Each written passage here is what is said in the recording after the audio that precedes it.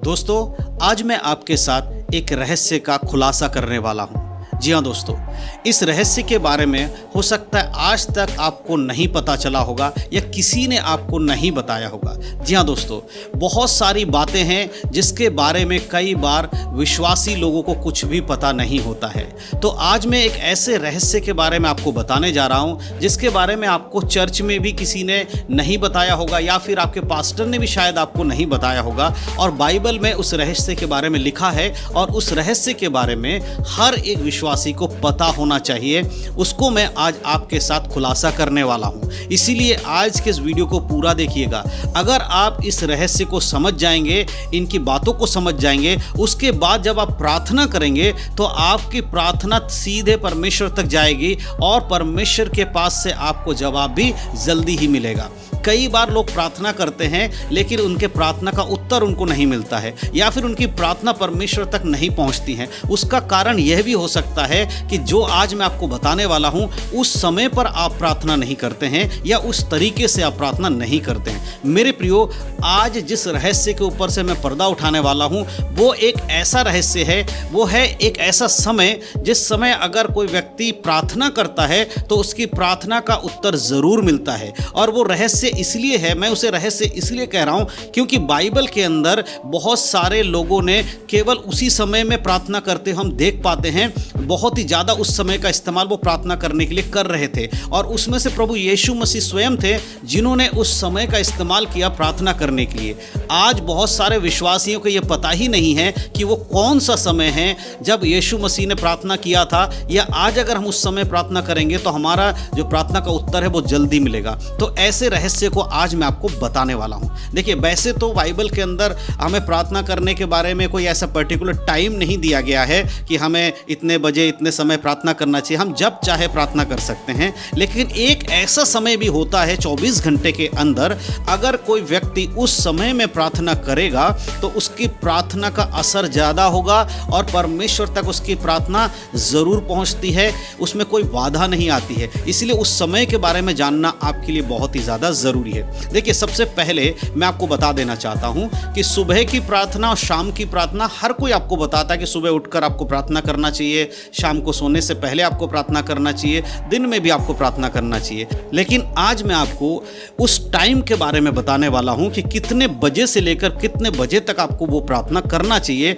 जो डायरेक्ट परमेश्वर तक जा सकती है। और वो समय है सुबह के 3 बजे से लेकर सुबह के 5 बजे तक। जी हाँ मेरे प्रिय दोस्तों, आज जो मैं टाइम आपको बता रहा हूँ सुबह के 3 बजे से सुबह के 5 बजे के बीच की प्रार्थना, इस समय में बहुत लोग प्रार्थना नहीं करते हैं। मैं एक चीज़ और बता देना चाहता हूँ, ये जो समय होता है ना, इसके बारे में बहुत सारे पास्टर्स को पहले से पता होता है क्योंकि वो बाइबल पढ़ते हैं और बाइबल में इस समय के बारे में लिखा गया है।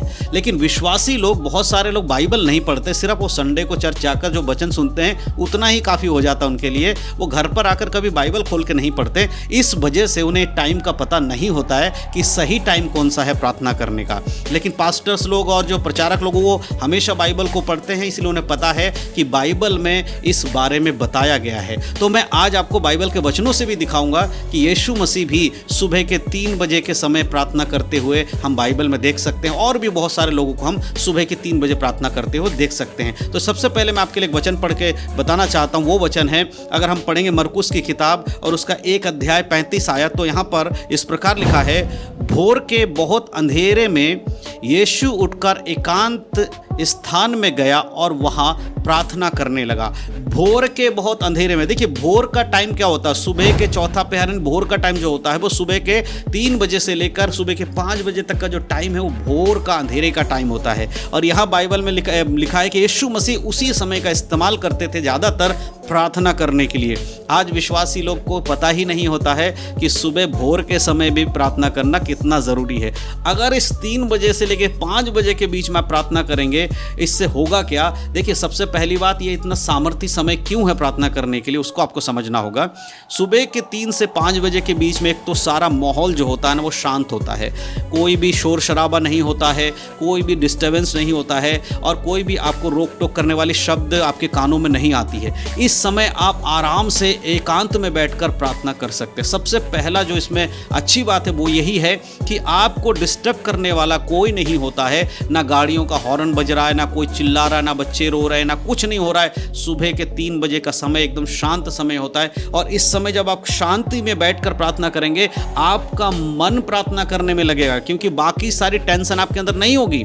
और यही वजह है कि बाइबल में भी हम यीशु मसीह के साथ साथ और भी लोगों को सुबह की प्रार्थना करते हुए देखते हैं, क्योंकि उनको पता है यही वो समय है जब सब कुछ शांत होता है और प्रभु के जो लोग हैं वो परमेश्वर से आराम से बात कर सकते हैं। एक और वचन मैं आपको बताना चाहता हूं, देखिए बाइबल से मैं ये रहस्य आपको बता रहा हूं, आपको इसीलिए बड़े ध्यान से सुनना है, स्किप मत करिएगा वीडियो, नहीं तो आपको ये समझ में नहीं आएगा कि क्यों इतना ज़रूरी है सुबह 3 बजे से लेकर 5 बजे तक का प्रार्थना। एक और वचन मैं आपके लिए पढ़ूंगा, यशायाह नबी की किताब उसका 26 अध्याय के 9 आयत को। यहाँ पर इस प्रकार लिखा है, रात में भी मेरी आत्मा तेरा इंतज़ार करती है और भोर होने पर मेरी आत्मा तुझे खोजती है। देखिए यशायाह यहाँ पर कहते हैं रात में भी सोते टाइम मेरी आत्मा तुझे तेरा इंतज़ार करती है और जैसे ही मैं इंतज़ार खत्म होता भोर होता है मेरी आत्मा तुझे खोजती है। यानी भोर होते ही वो प्रार्थना में लग जाता था परमेश्वर से बातचीत करने के लिए। इसीलिए यशायाह को परमेश्वर ने बहुत सारे दर्शन दिए। देखिए मेरे प्रियो, आपको समझना होगा कि प्रभु के लोगों के अंदर ये चाह होनी चाहिए परमेश्वर से बात करने की। यहाँ यशायाह नबी के अंदर एक इंतज़ार रहता था प्रभु के सामने बैठकर प्रार्थना करने की।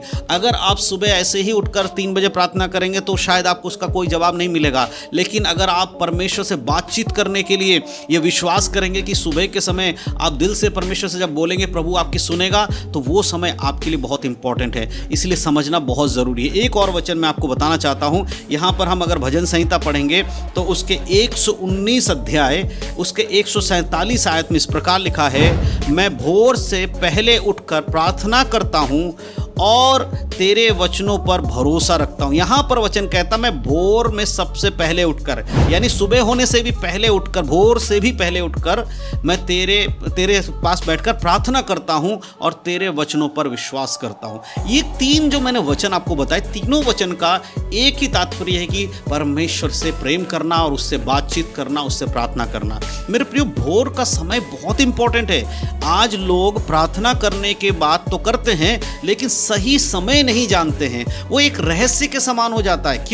क्योंकि आप बाइबल को नहीं पढ़ते हैं, और जब आप बाइबल को नहीं पढ़ते हैं तो सारी बातें आपको रहस्य जैसी नजर आएंगी। लेकिन जैसे ही आप बाइबल को पढ़ना शुरू करेंगे, पवित्र आत्मा आपको बुद्धि देंगे और आपको ये सारी रहस्य की बातें समझ में आएंगी। मेरे प्रियो, इसीलिए शुरू में मैंने कहा कि आज मैं आपको एक रहस्य के ऊपर से आपके सामने पर्दा उठाने वाला हूँ। और ये रहस्य किसी और के लिए नहीं है, ये रहस्य कुछ है ही नहीं। एक्चुअली में हम लोगों ने इसको रहस्य बना दिया क्योंकि हम इस चीज़ को समझना नहीं चाहते। जब कोई बात समझ में नहीं आती उसे रहस्य कहा जाता है, लेकिन जब कोई बात समझ में आती फिर वो रहस्य नहीं रहता है। और बाइबल में कुछ भी परमेश्वर ने हमारे लिए रहस्य नहीं रखा है, सब कुछ क्लियर करके दिया है, कुछ भी छुपाने वाली बातें नहीं है। और ये बड़ी दुर्दशा है आज की कलीसिया की कि इस प्रकार की बातों को विश्वासियों को नहीं सिखाया जाता है कि प्रार्थना कब करना चाहिए, प्रार्थना कैसे करना चाहिए, प्रार्थना किस दिन करना चाहिए, किस समय करना चाहिए। ये सारी बातें कलीसिया में सिखाया जाना ज़रूरी है, क्योंकि विश्वासियों को वो पता होना चाहिए कि उसका प्रार्थना का जीवन कैसा होगा, किस तरह से प्रार्थना में आगे बढ़ना है, कौन सा प्रार्थना करने से परमेश्वर सुनेगा, किस तरह की प्रार्थना करने से परमेश्वर नहीं सुनेगा, किस समय प्रार्थना करना उत्तम रहता है, किस समय प्रार्थना करने से कोई फायदा नहीं होता है। ये सारी बातें कौन बताएगा? ये सारी बातों को हम जैसे प्रभु के दास लोगों का कर्तव्य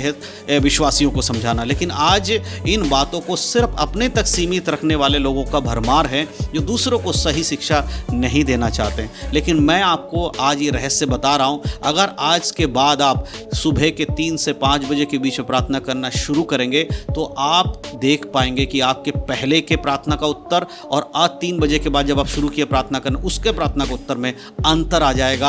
आपको समझ में आ जाएगा कि आपका प्रार्थना परमेश्वर स्वीकार कर रहे हैं और उसका उत्तर भी आपको दे रहे हैं। तो मैं विश्वास करता हूं कि आज जिस बात को मैंने बताया है कि प्रार्थना करने का सही समय क्या है, और सही समय तो सारे ही हैं, लेकिन एक ऐसा समय जब प्रार्थना करने से परमेश्वर के पास आपकी प्रार्थना सीधे जाती है, क्योंकि आपको कोई डिस्टर्ब डिस्टर्बेंस करने वाला समय उस समय कोई होता नहीं है, और वो है सुबह के प्रातःकाल यानी 3 से 5 बजे का समय। तो मेरे प्रियो, ये 3 बजे से 5 बजे के समय ज़रूर आप अपने जीवन में प्रार्थना के लिए दीजिएगा, और देखना 1 महीने के अंदर ही आपके जीवन में बदलाव आ जाएगा, आपकी प्रार्थना का उत्तर आपको मिलना शुरू हो जाएगा। तो मैं विश्वास करता हूँ कि दी हुई जानकारी से आपको समझ में आया है। अगर वीडियो अच्छा लगा है तो वीडियो को लाइक ज़रूर करिएगा। चैनल पर पहली बार आए हैं, नए हैं, तो चैनल को सब्सक्राइब करना ना भूलिएगा, और कमेंट करके हमें ज़रूर बताइएगा। अगर आपका कोई सवाल है और उस टॉपिक पर वीडियो चाहते हैं तो कमेंट में लिखना ना भूलें। मैं आने वाले वीडियो में आपके सवालों को लेकर उस पर वीडियो ज़रूर बनाऊंगा। परमेश्वर इन्हीं बातों के द्वारा आप सबको आशीष दे। यीशु मसीह के नाम में सबको जय मसीह की। God bless you.